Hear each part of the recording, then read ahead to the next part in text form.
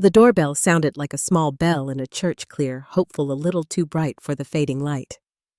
I wiped my hands on a towel and smoothed my blue dress, the one my mother used to describe as tasteful.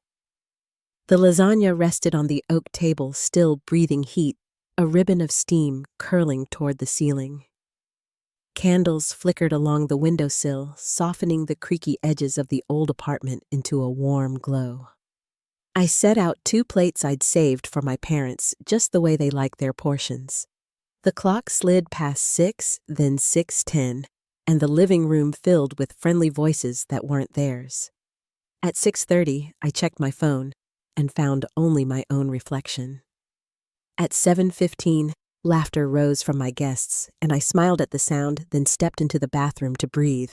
The light there hummed. I wiped a little mascara from the corner of my eye and opened my phone. A photo stared back like a verdict. My parents at my sister's table, glasses raised, a roast sliced into generous slabs under bright kitchen lights. My mother leaned toward my nephew, her smile unguarded. My father's mouth formed a half laugh I could almost hear. The caption read, "Impromptu family dinner. Nothing better than good food and the people you love most." My phone buzzed again with a message from my mother. "Sorry, honey, something came up. We can't make your little get-together. Let's reschedule soon. Before I go on, tell me where you're listening from down in the comments. And if you've ever felt like the person no one saves a seat for, tap the like button, share this with someone who'll understand, and make sure you're subscribed so you won't miss what comes next." But to understand how that photo changed the shape of my night and a few things in me, you need to know how I came to that apartment and why those 2 empty plates mattered. I grew up in the western suburbs of Chicago, where lawns are measured like grades and people talk about school districts the way others talk about sunsets. My sister learned early how to walk the straight line, captain of this, president of that, a report card that crackled like a flag. I learned how to blend color with water until it found a softer edge. By the time we were out of high school, Stephanie had a schedule and I had sketchbooks. My father said mortgages are built on schedules. He wasn't wrong, he just didn't know what else could hold a roof up. Art school meant double shifts and the kind of dinners you boil. I worked in a copy shop that smelled of toner and in a coffee place where the steam fogged my glasses.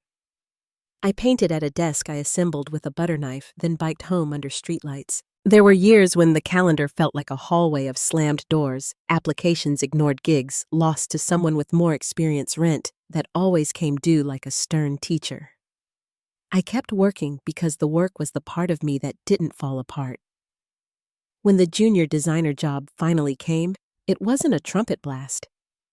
It was a steady knock. Modest salary, solid team, a key card that didn't belong to someone else.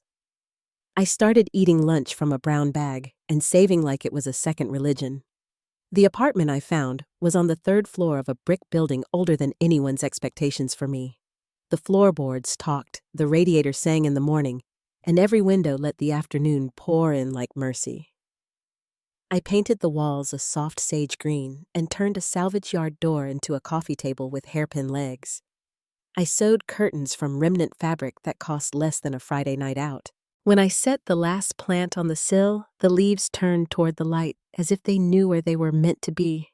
A housewarming felt less like a party and more like a promise kept. I made little watercolor invitations for my family and wrote my address twice, just in case. My mother said it was short notice. 3 weeks sounded like a lifetime to me. My father picked up the extension and said he was looking forward to seeing this place of yours. Stephanie declined with 2 polite sentences and a nickname I hadn't worn since high school.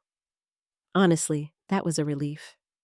The night could be about a small table and the people who had promised to sit at it. The day of the party moved like a list I'd been practicing. Spinach dip the way Grandma taught me. Mushrooms stuffed with sausage and herbs because my father likes them that way. My mother's lasagna layered as carefully as a painting with a pan set aside for a special plate. I cleaned the baseboards with a damp rag and opened the windows for a sweep of cool air that brought in the smell of rain and distant grills.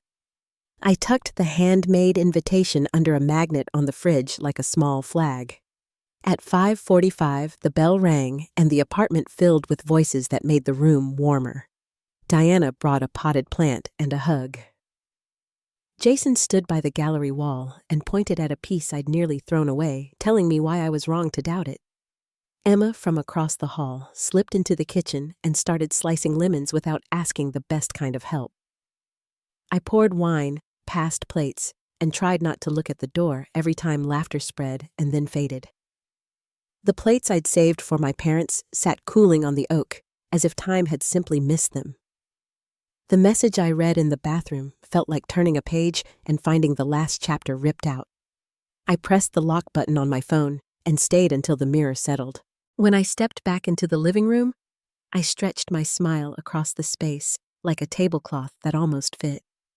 I refilled glasses and laughed when others laughed, and I told myself it was enough that the room felt full, even if the 2 chairs I'd polished stayed empty until my friends left and the candles guttered to nubs. By 10, the apartment looked like what you hope a party looks like, crumbs like confetti lipstick on a napkin, the last of the lasagna breathing out a tired warmth. I wrapped leftovers one with a note for a Monday lunch. I washed wine glasses one by one, the water hissing at the base like a whisper. 2 plates stayed untouched, my mother's piece and my father's piece, both cooled into a quiet I didn't know how to carry. I slid them into containers and pushed them to the back of the fridge, as if distance could change anything. Sleep didn't come. The radiator ticked. A siren far off stretched thin, then was gone. At 8 the next morning, I stood over the sink and watched coffee drip into a mug with a chip along the rim, my favorite. I waited until 9 because 9 felt polite and called my parents' number. My mother answered with weekend brightness. She asked how my little party went, and the way her voice reached for casual made my throat tighten. I told her what she already knew. She told me something came up. I told her what I saw on Stephanie's page. There was a pause long enough to hear someone speaking in their kitchen, the clink of a fork on a plate. My father came on the line and wanted to know what the problem was. His tone could have sanded a plank. He said it was just one party. He said they'd seen the photos. He said they'd come another time. I stood by my oak table and watched the morning stripe the quilted shadows over the floor. When I tried to explain that it wasn't a party so much as a mile marker, the language turned to comparisons. By my age, Stephanie had a mortgage. My apartment looked like a dorm with artistic touches. Was that table even a real table? Homemade furniture? My father said, as if I'd just let splinters into the conversation. I told him I'd built the coffee table from an old door, because I wanted to, because I could. My mother said the apartment was too small for a proper dinner. My father said the word terrible, and it landed without drama like a small stone hitting water. A silence opened and stayed there. I asked when they knew they weren't coming. Tuesday, my father admitted. The boys had wanted to see their grandparents. Tuesday was 3 days before Saturday, a garden of time in which truth could have been planted. My mother said they didn't want to upset me. She said I get so emotional. I pictured the roast, the warm kitchen light, the safe shape of a familiar table. I pictured my own plates waiting like faithful dogs. Then, my sister's voice slid onto the call, uninvited. She used the nickname I don't wear and suggested I plan further ahead next time. She said everyone is busy. The room around me tightened, then fell sharp and clear. I told her there wasn't a miscommunication. There was a choice. I told her I understood it because I've been watching my family make it for years. She said our parents loved us equally. I said she could tell herself anything that helped her sleep. I ended the call and placed the phone on the coffee table. I built the metal legs steady on the old wood. Sound returned to the apartment traffic on the cross street, a neighbor's radio flipping through stations, the kettle making that soft pre-whistle murmur on the stove. I sat on the floor because it was the only place that felt like it could hold me. I noticed the places I'd taught myself not to see, the drip of paint in a corner near the baseboard. A hairline crack in a tile the way one dresser drawer sticks 2 inches before it gives. I looked at the gallery wall I'd arranged so carefully and wondered if every frame was an apology I didn't mean to write. Tears don't fall the way movies teach you. Sometimes they stall. Sometimes they come all at once, and you don't know when you started. I thought about the 8th grade art show my parents left halfway through to make a volleyball game. I thought about my name being called at graduation while they waved at my sister's camera. I thought about the drive home from my senior exhibition, the way the sky over the tollway turned a soft gray, and no one said anything. I thought about 2 clean plates cooling on an oak table. When the tears finished, they left a rawness like windburn. I stood, rinsed my face at the sink, and stared at myself in the mirror over the stove, eyes rimmed red hair, pulled back the way my mother likes. I saw a woman who learned to stitch beauty into small places and then asked for someone to notice. I saw her standing in the room she built with both hands. I saw her deciding how to spend the rest of her Sunday. I called in sick on Monday. I told myself it was a cold. On Tuesday, the apartment's charm unraveled into chores I didn't have the spirit to do. The box for thrift store donations sat open-mouthed near the door staring me down. On Wednesday, I opened my laptop and looked at newer, shinier apartments with gray floors and white kitchens and floor plans that promised sleekness like a cure. I clicked contact forms without hitting send. I set my phone face down as if that could quiet it. By Thursday morning, the light across my living room wall looked thinner, like winter arriving in a single hour. The 2 housewarming plates were still at the back of the fridge, pressed behind a jar of olives and a bowl of salad I never ate. I took them out and set them on the counter. The lasagna was pale under its cling wrap, as if it had accepted something I hadn't. I stood there with my hand on the cool edge of the counter and listened to the building settle around me. The pipes, hollow, knocked the faint elevator whir the hallway's muted footsteps. It sounded like a place asking what I wanted from it. The doorbell rang, once a polite note. I didn't move. It rang again, a little longer. I wiped my hands on a towel and crossed the creaky floorboards toward the door, my heartbeat loud enough to count. My fingers hovered over the latch. For a breath, I imagined opening it to another apology that wasn't one another request to understand the familiar choice. The hallway on the other side was quiet as a held breath. I slid the latch and opened the door. The woman standing in the hallway was small and straight-backed, her silver hair caught by the dim light from the stairwell. She held a tin in one hand and a wrapped package under her arm. When she smiled, the tightness in my chest loosened just a little. "Grandma," I said, my voice thinner than I meant. "Cassandra," she replied softly. "You sound like you could use some cookies." I stepped aside to let her in. The apartment smelled faintly of cooled lasagna and candle wax. She glanced around without judgment, just quiet curiosity, the way people look at a painting they want to understand before they speak. I would have called, she said, setting the tin on the counter, but I was already nearby. "Thought I'd come see how you're settling in." "It's not the best time," I said, embarrassed by the mess. "I've been under the weather." She studied me for a long moment, then nodded once. "Under the weather, then. We'll call it that." When she took off her coat, I saw the careful way she folded it over the back of a chair, her hands steady as always. "I brought molasses cookies," she said, "the soft kind." A small smile tugged at me. Those cookies had carried me through more than one childhood storm. "Come," she said gently. "Show me the place. I want to see how you've made it your own." We moved slowly through the apartment. The air felt different with her in it, less hollow. She stopped by the living room wall where I'd hung my paintings and nodded in approval. "You painted these walls yourself?" she asked. "Yes. 3 coats. The last one finally covered the yellow." Her palm rested against the sage paint. "It's a calm color, she said. A thinking color. In the kitchen, she ran her fingers over the worn counter I'd refinished, then looked toward the thrifted chairs around the table. Every piece has a story, she murmured. That's how homes speak.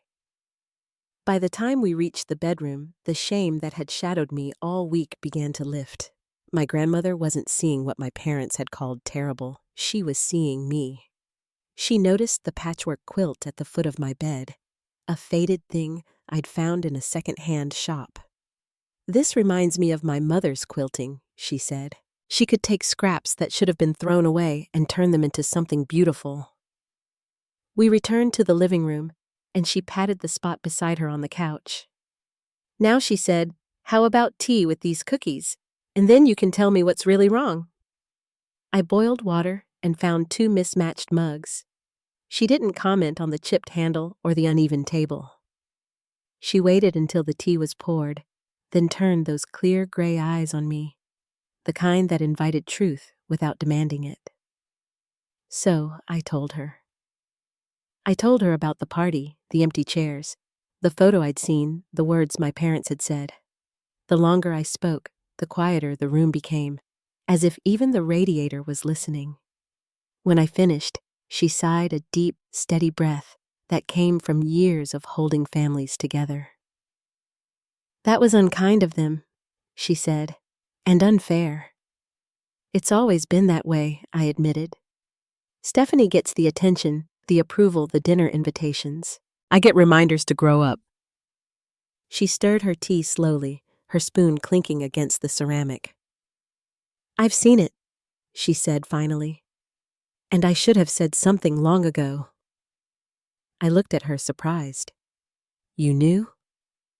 Her eyes softened. Your mother was raised the same way, dear. My husband's parents doted on his eldest boy, Howard. He took over the family business while the rest of us learned to be grateful for what was left. Your mother was the dreamer in her house, the one who painted by the kitchen window. Her father told her it was foolish. So she married young, promised herself she'd raise her own children better, but old lessons are stubborn. I sat back stunned by the thought of my mother as a young woman with paint on her hands. So she repeats it, I whispered. She does, Grandma said, because she's never forgiven herself for giving up that part of her. It's easier to reward what she understands and to resent what reminds her of what she lost. Her words pressed into me gently like a hand on my shoulder. That doesn't make it right, I said. No, she agreed, but it makes it hers to carry, not yours. Silence settled again. Outside, a car passed on the street, its tires sighing over damp pavement. Grandma reached for the wrapped package she'd carried in. I brought you something, she said. A housewarming gift. I wasn't sure when to give it, but I think now is the right time. The paper was plain brown, tied with string. Inside was a dark wooden box with brass hinges polished from years of handling. I opened it carefully, and the smell of cedar and thyme rose out. Folded within was a quilt, unlike anything I had ever seen, stars and diamonds stitched from old fabric colors softened by age. It's beautiful, I breathed. It's your great-grandmother's, she said, made in 1923 during the hardest year of her life. They had 5 children and no money. She saved bits of fabric, flour sacks, worn shirts, the hem of a church dress, and turned them into this. When she showed it to my grandfather, she told him, "From these fragments, I have created something whole." I ran my fingers across the stitching, marveling at the tiny, precise threads. How did it survive all these years? It was passed down to the firstborn, Grandma said. To my oldest brother, then to his daughter. But I asked for it back last year. I told them I wanted it for my remaining years. The truth is, I wanted it for you. For me, I said, startled. But Stephanie has enough things that shine, she interrupted. This belongs to someone who knows what it means to make beauty from struggle. Tears pricked at the corners of my eyes. "Are you sure?" "Quite," she said firmly. "It's not a relic, Cassandra. It's a message. The women in this family have always found ways to stitch light out of scraps. Now it's your turn." We decided to hang it on the large wall across from the windows. Together, we lifted it carefully, smoothing the edges until the pattern spread wide, a constellation of fabric and memory. The colors caught the afternoon light, and for the first time since that awful weekend, my apartment felt like a home again. "Perfect," she said, stepping back to look at it. "It belongs here." I took a photo of her standing beside it, her small frame dwarfed by the quilt, her eyes proud and misty. "Will you stay for dinner?" I asked suddenly, unwilling to let the moment end. "I still have lasagna." "I'd love that," she said. "And you can tell me about this new job of yours." We ate at my little table, the one my father had called homemade with disdain. Grandma complimented the meal twice and listened as if every detail mattered: the coworkers, the projects, the small victories. When I told her about the design firm's modest clients and the work I hoped to do, she nodded with quiet pride. "It sounds like you're building something real," she said. "Not just a career, but a life." After dinner, we sat under the quilt's gentle shadow, drinking tea that had long gone cold. She told me stories about her mother and the old farmhouse, about wartime blackouts, when that quilt had covered windows, about winters so cold the fabric froze stiff before dawn. I could almost see it, generations gathering beneath its weight, each one finding a little warmth from the others. Before she left, she took my hand. "I can't promise your parents will change," she said, "but I can promise that you come from women who endured worse and still found ways to create. Don't forget that." When the door closed behind her, the apartment felt full instead of empty. I turned off the lights except for the lamp near the quilt. Its patchwork shimmered softly in the glow colors, blending like dusk on water.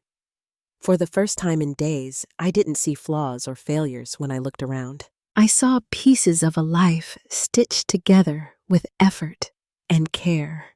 That night, I slept on the couch beneath the quilt, its weight a comfort more profound than words. I dreamed of hands sewing by candlelight, of threads connecting generations of women refusing to give up on beauty. In the morning, the light was soft and clean. I made coffee and stood in front of the quilt again. Up close, I noticed details I hadn't seen before. The faint pattern of a flower faded almost to nothing, the uneven line of a seam that spoke of tired hands working late. It wasn't perfect. That was what made it alive. I thought about my grandmother's words about creating something whole from fragments. Maybe that was what I had been trying to do all along. Maybe my little apartment with its mismatched mugs and homemade table was already a quilt in its own way. I picked up my phone, took another photo of the wall, and opened the app I usually avoided.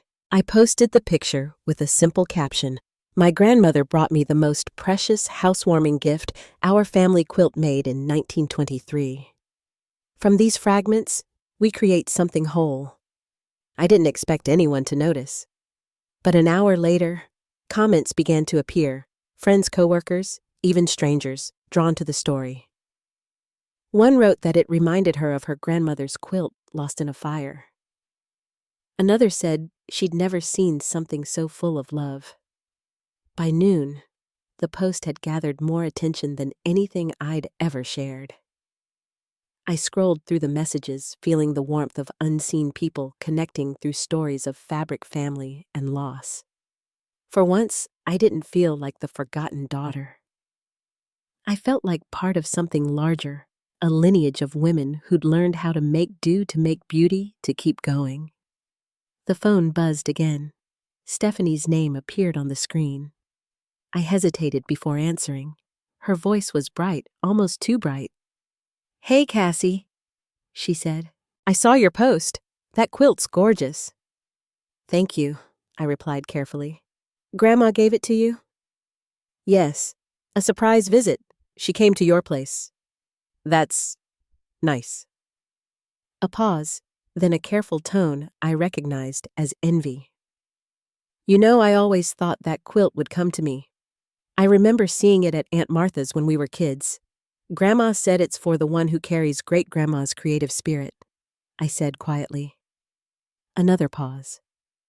Well, it looks beautiful in your apartment, she said, her voice softening around the edges. Mom and Dad were talking about it last night. They were surprised Grandma gave it to you. Dad thinks it should stay in the main family line. The main family line? I repeated. You know, she said almost cheerfully, for future generations. Since I have the kids and all. I closed my eyes for a moment, steadying my voice. It was a gift to me, Steph. It's not up for debate. Of course, she said quickly. I'm just saying it's a valuable heirloom. Yes, I said, and I value it. She hesitated again. Anyway, Mom and Dad want to come by. They want to see it for themselves. Grandma must have said something. Did she? I asked. I think so, but they really want to come. Sunday afternoon, maybe? To apologize for missing your housewarming. I looked up at the quilt. The sunlight had shifted, catching the fabric's edges like a quiet flame. Fine, I said, finally. Sunday at 2. Just them. Not me and the family. Not this time. She exhaled sharply, masking disappointment behind politeness. Sure, that makes sense. Baby steps. When I ended the call, the room was silent again, except for the hum of the radiator. I looked at the quilt one more time and felt something new beneath my rib strength, maybe, or readiness. They would come on Sunday. And for once, I wasn't afraid of what they might see. Sunday came with the kind of still air that feels like a held breath. The apartment was already clean, but I found myself polishing the table again, tracing the grain of the wood, as if I could steady my nerves with it. Sunlight spilled through the window and rested across the quilt on the wall. The colors shifted gently, faded blues, muted reds, a soft cream that seemed to glow whenever the light touched it. It felt alive somehow. I brewed a pot of coffee and set out the lemon cake I'd baked the night before, the scent of citrus mingling with the faint sweetness of old fabric. When the doorbell rang at exactly 2, my heart gave a single sharp beat. I wiped my hands on my apron, untied it, and went to answer. My parents stood in the hallway side by side, as if posing for a photograph they didn't want to take. My father held a small gift bag. My mother clutched her purse to her chest. Come in, I said quietly. They stepped inside, and for a moment, neither of them spoke. Then, my mother's gaze lifted to the quilt, and she drew in a breath. It looks different than I remember, she said. The colors are brighter. Grandma had it cleaned before she gave it to me, I replied. It had been in storage for years. My father's voice came next, low and uncertain. Your grandmother seems quite fond of you. The words carried surprise, not warmth, and yet I didn't let them sting. She's been wonderful, I said simply. I gestured toward the living room. Would you like a tour? Then we can have coffee. They followed me as I walked them through the apartment. I kept my pace slow, giving them space to see without commentary. My mother's fingers brushed the spine of a book on the shelf. My father stopped beside the coffee table, the same one he'd mocked days earlier. He ran his hand across its surface, testing its sturdiness. You made this yourself? He asked. Yes. From an old door I found at a salvage yard. He nodded once, solid work. My mother paused at the small ceramic cat on the bookshelf. Is this the one I gave you for your 10th birthday? I hadn't expected her to remember. "It is," I said. "I've kept it all these years." She smiled faintly, a brief, fragile expression. "You always did take care of your things." When we returned to the living room, I poured coffee into my mismatched mugs and set the slices of lemon cake on a plate. They sat carefully on the couch, their posture stiff, but not hostile. The light from the window spread across the quilt, and for a long while, no one spoke. My father reached for the gift bag. "We brought you something," he said, sliding it toward me across the table. Inside was a simple silver picture frame. In it, a photograph I'd never seen before me at 5 years old, sitting on Grandma's lap.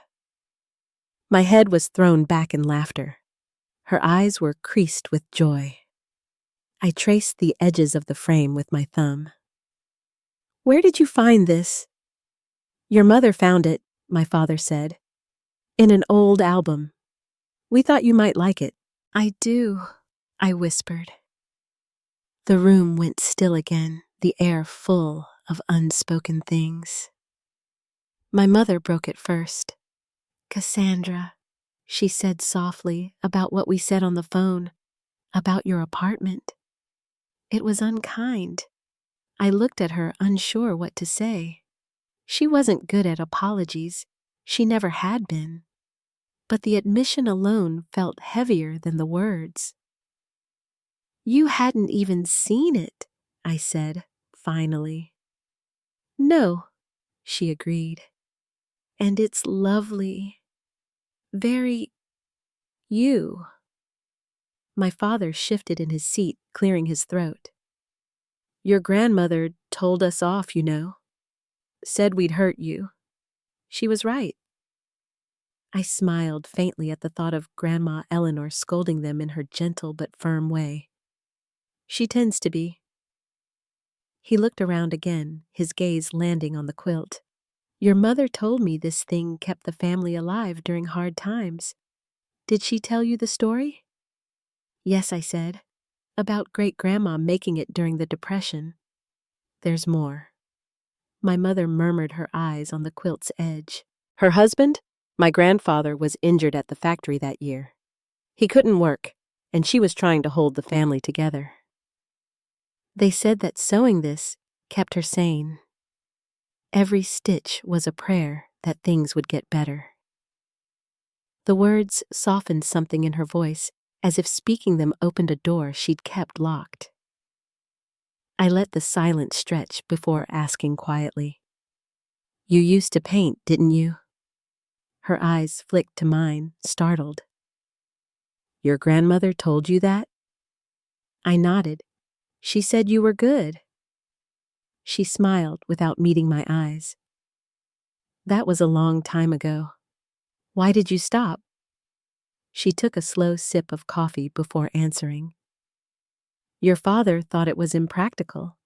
I had responsibilities, and there was never enough time." He looked up startled, but didn't interrupt. Her gaze dropped to her cup again. "Sometimes I miss it," she said quietly. "But it's hard to go back once you've put something down for so long." "It's never too late," I said gently. For the first time, she met my eyes. There was a flicker of something there, uncertainty, maybe even hope. Then she nodded once and changed the subject to my work. They asked about my job at the design firm, and this time their questions didn't sound like tests. My father wanted to know how long I'd been there. My mother asked what kind of clients I worked with. I told them about the projects, the long nights, the way I'd built a portfolio from scratch. When I finished, neither of them offered advice or comparison, just a quiet kind of listening I hadn't known they were capable of. When they finally stood to leave, my father paused by the coffee table again. "That's good craftsmanship," he said. "Maybe you could show me how you did it sometime." "I'd like that," I said. My mother hugged me briefly at the door. "The cake was delicious," she said. It tasted just like Mother's. After they left, the apartment felt lighter, but not empty. I stood in the center of the living room, unsure how to name what had just happened. It wasn't reconciliation, not exactly, but it was something a softening around the edges, the first hint of warmth after a long winter.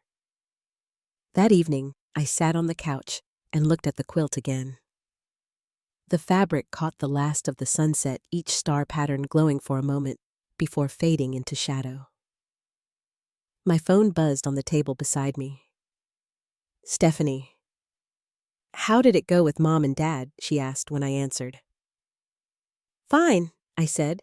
"They're being weirdly quiet about it," she said with a laugh. "Did they like the quilt?" "Yes."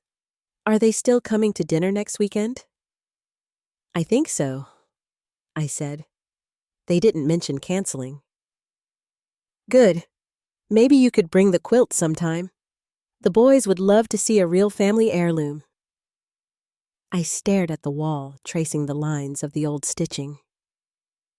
"I'll think about it," I said, then changed the subject. After we hung up, I set the phone down and took another photo of the quilt, a close-up of one corner where the stitches formed a faint starburst. I posted it with a few quiet words. Each piece of this quilt has its own story. Together, they create something whole. Families shape us, but they don't define us. The next morning, I woke to hundreds of comments, people sharing stories about their own heirlooms, their parents, the complicated ways love can bruise and heal at once.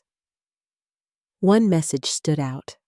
A woman wrote, "I've spent my whole life trying to earn my parents' approval. Today I realized I don't need it to build a home that feels like mine." I read her words twice, then wrote back, "The most meaningful home is one that shelters your true self." As I sent the reply, sunlight crept across the quilt, again lighting the new threads my grandmother had mended before she gave it to me. They glimmered faintly fresh stitches among the old binding, the story together. In that moment, I understood something simple and quiet. My life didn't need to match anyone else's pattern to be worth keeping. The pieces were already here work. Friends Art, a small apartment with walls painted in the color of peace. The quilt on my wall wasn't just a family relic anymore. It was a promise, one I was finally ready to keep. Outside, the wind shifted, rustling the branches near my window. Somewhere in that movement, I could almost hear my grandmother's voice, calm and certain. From these fragments, we create something whole. I took a deep breath, turned off my phone, and let the light settle into the room. The week ahead felt like an open page, waiting to be stitched together one day, one choice, one gentle step at a time. The weeks that followed slipped quietly into rhythm. My little apartment began to feel less like a temporary stop, and more like a home that breathed with me. Each morning, I woke to the soft green of the walls, sunlight filtering through the curtains I'd sewn by hand. Every room had its own pulse.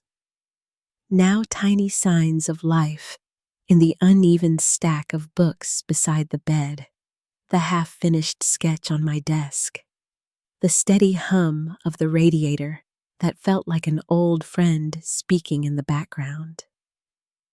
The attention from the quilt post lingered far longer than I expected.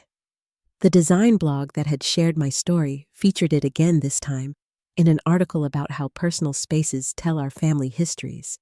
They wrote about the honesty of imperfection, showing my small living room in their spread beside grand, minimalist interiors. I read their words twice before I let myself smile. For once, the life I'd built from scraps didn't look smaller than anyone else's. It just looked real. A few days later, the editor reached out with an unexpected offer. Their partner company, a home decor brand that worked with textile artists, wanted me to contribute some designs for their upcoming line. It wasn't a full-time role, just a project flexible part, freelance part, creative challenge. But it meant recognition. It meant trust in what I could do. When I told my grandmother, she clasped my hands, her eyes glinting like the tiny brass hinges on the quilt's box. "I told you," she said. "Creation calls to those who listen." I laughed softly. You make it sound like the fabric's whispering. She tilted her head. Maybe it is.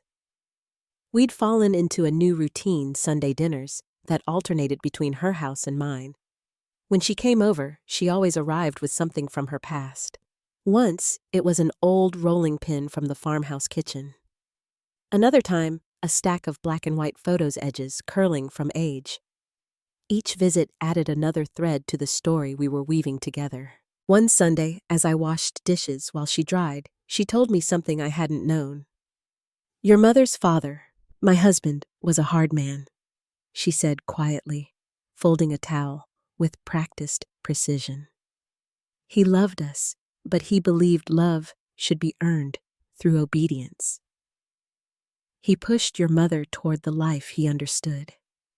When she chose otherwise, he withdrew his kindness piece by piece." I rinsed the plate in my hands and waited. "She never forgave him," Grandma continued. "And when she had you and Stephanie, she tried to avoid repeating his mistakes. But she didn't realize she was following his same map, just with new names."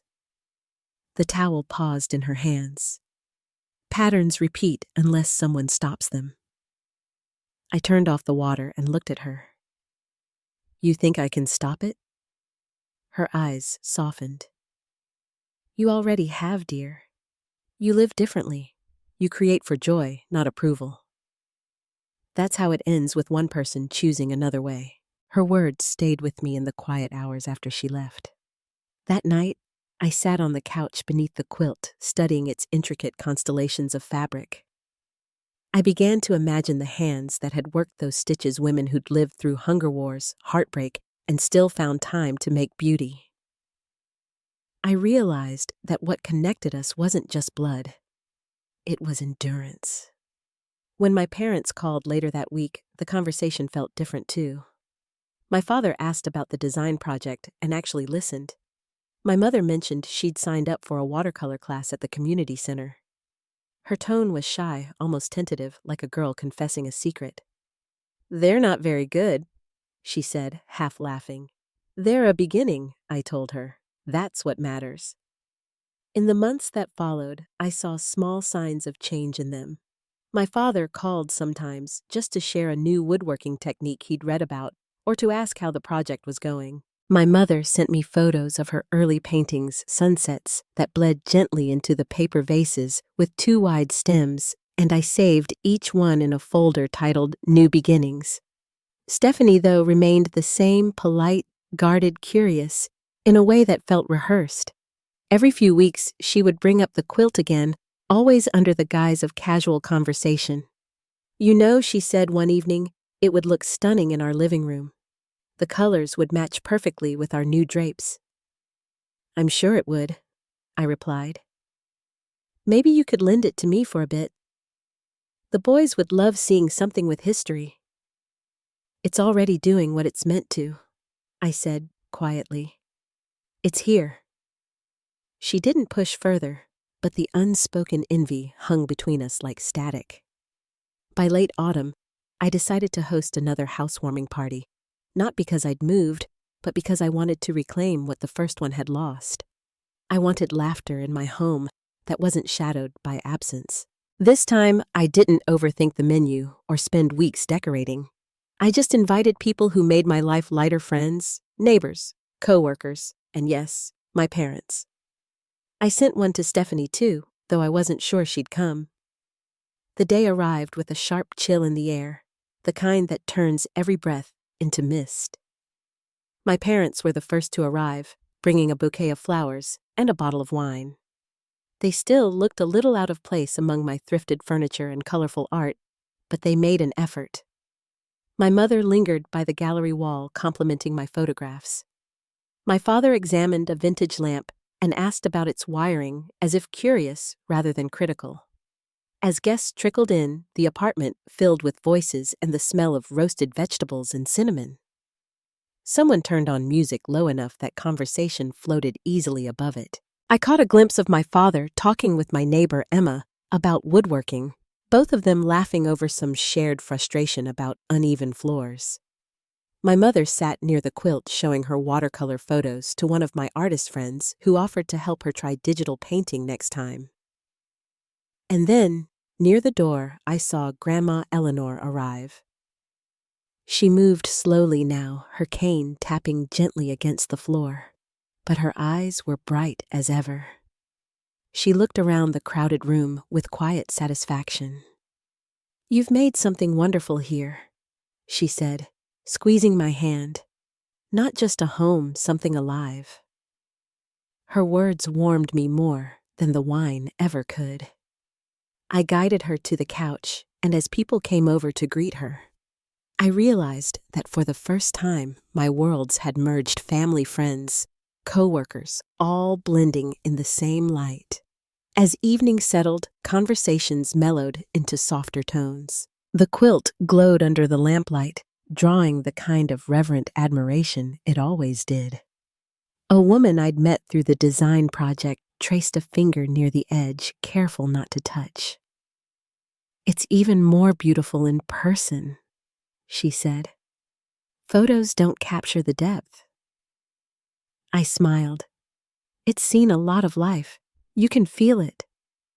Across the room, my parents sat together, their shoulders relaxed in a way I hadn't seen in years.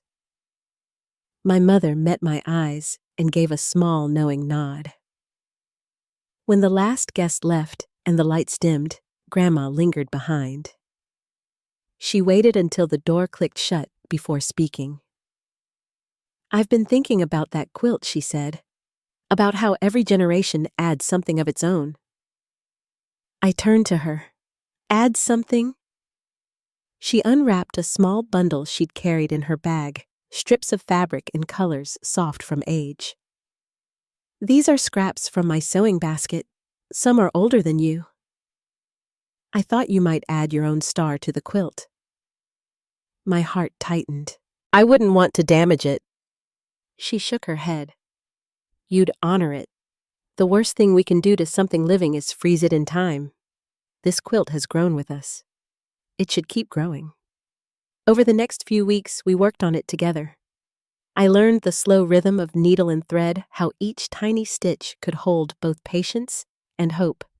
I chose shades of teal and deep violet colors that reminded me of the sky just before dawn. One piece came from the first curtains I'd sewn for the apartment, the same ones that had framed my first sense of independence. When the final star was finished, Grandma placed her palm over it and smiled. "Now it carries your story too." We hung it back on the wall together. The new panel blended with the old patterns but caught the light just slightly differently. A small shimmer of the present stitched into the past. Later that night, when she had gone home and the apartment was quiet again, I stood before the quilt alone. I thought about everything that had changed in one short year. The hurt, the silence, the slow healing that had followed. My parents hadn't turned into new people, but they'd started to see me. My mother was painting again. My father had asked for my help building a shelf. Even Stephanie, though she still measured worth in appearances, had begun sending photos of her kids drawing with markers, proud of their messies. I didn't know if the fractures in our family would ever fully mend, but for the first time, I wasn't waiting for them to. I'd made something whole where something was broken. The quilt swayed slightly in the evening breeze from the window, its fabric whispering with every movement. I thought of my great-grandmother sewing by lamplight, of my grandmother's steady hands guiding mine, of my mother's tentative brushstrokes on new paper. Maybe this was what inheritance really meant. Not money, not approval, but the courage to keep creating in spite of everything.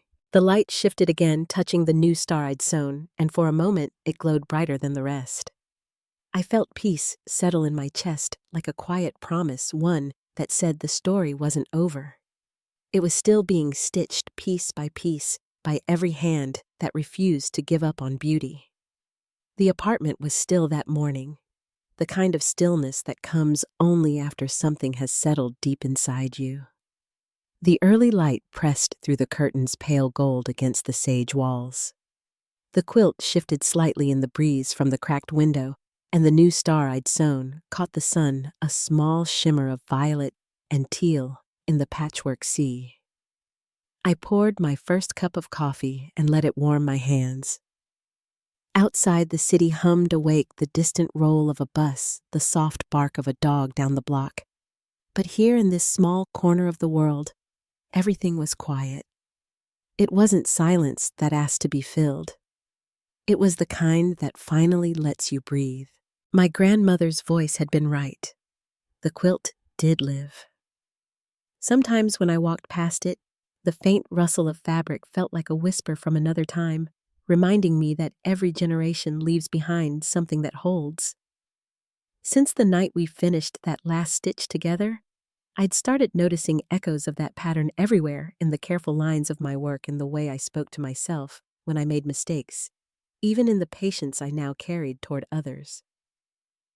Winter passed gently into spring. My freelance work grew steady and satisfying, and my firm gave me more creative projects. There were days when I would catch my reflection in a shop window, paint smudged on my wrist, and feel a quiet kind of pride.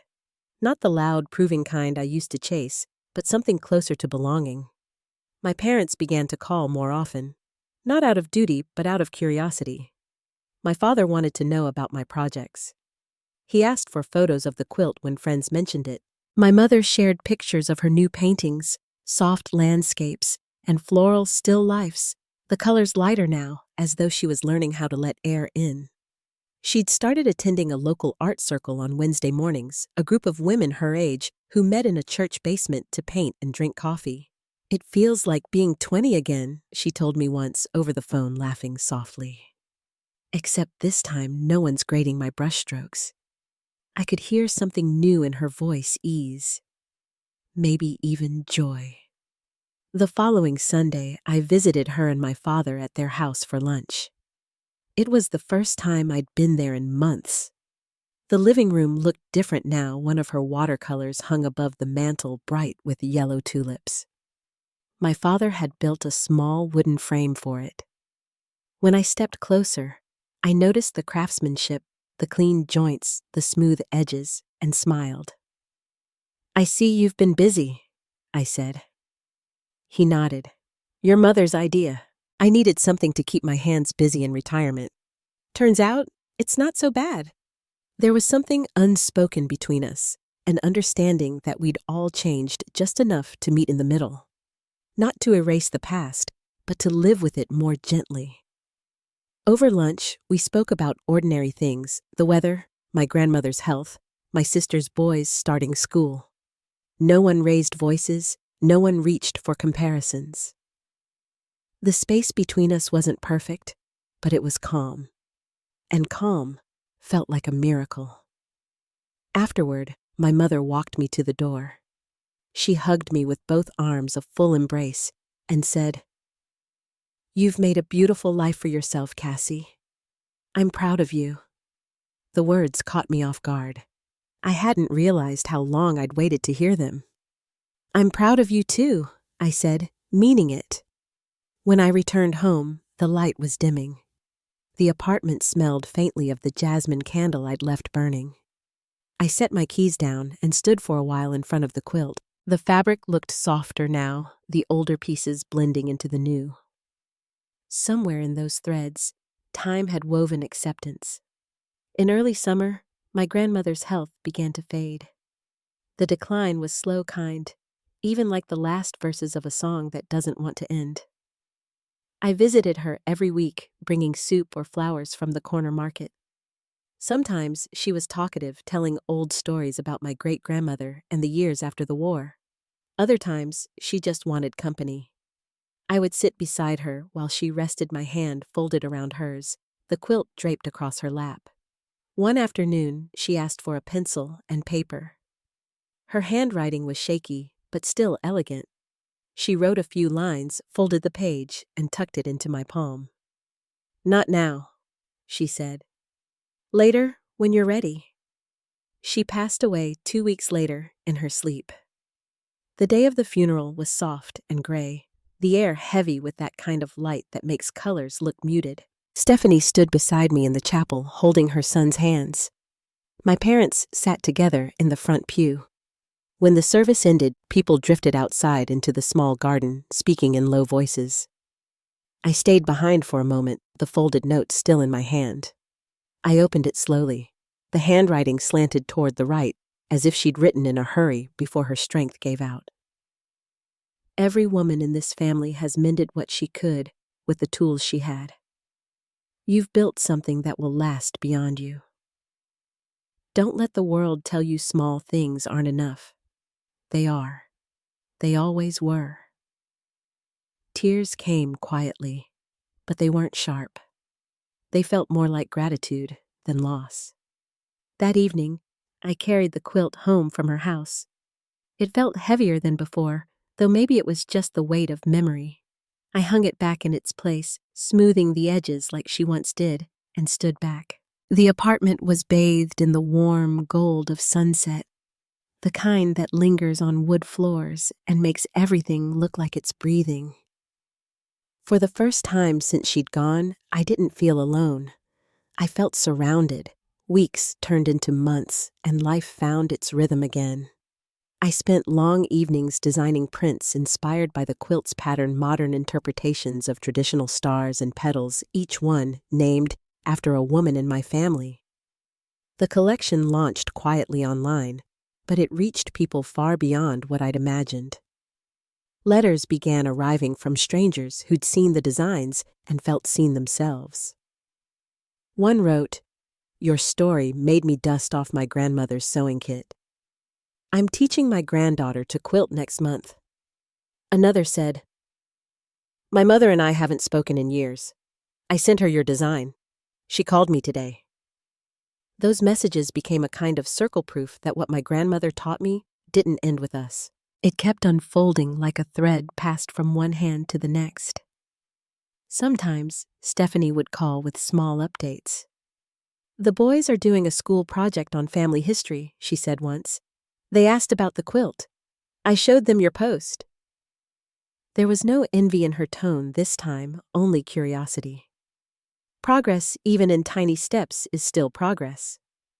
On quiet nights, I would sit by the window with a cup of tea, the city lights glowing below. The quilt hung steady against the wall, its new star reflecting the lamplight. I'd trace its outline with my eyes, thinking of my grandmother's words, how every woman in our family had mended what she could. It wasn't about perfection. It never had been.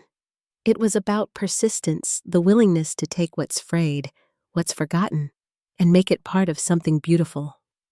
That was the legacy she left me, and I carried it not just in fabric and thread, but in how I chose to live. Home, I'd learned, isn't measured by square footage or what hangs on the walls. It's the peace you build inside yourself, the kind that doesn't ask for approval to exist. As autumn settled in again, I opened the windows one evening and let the cool air sweep through the room. The curtains lifted softly, brushing against the quilt. The sky outside was streaked with deep oranges and quiet lavender, like colors my mother might try to paint one day.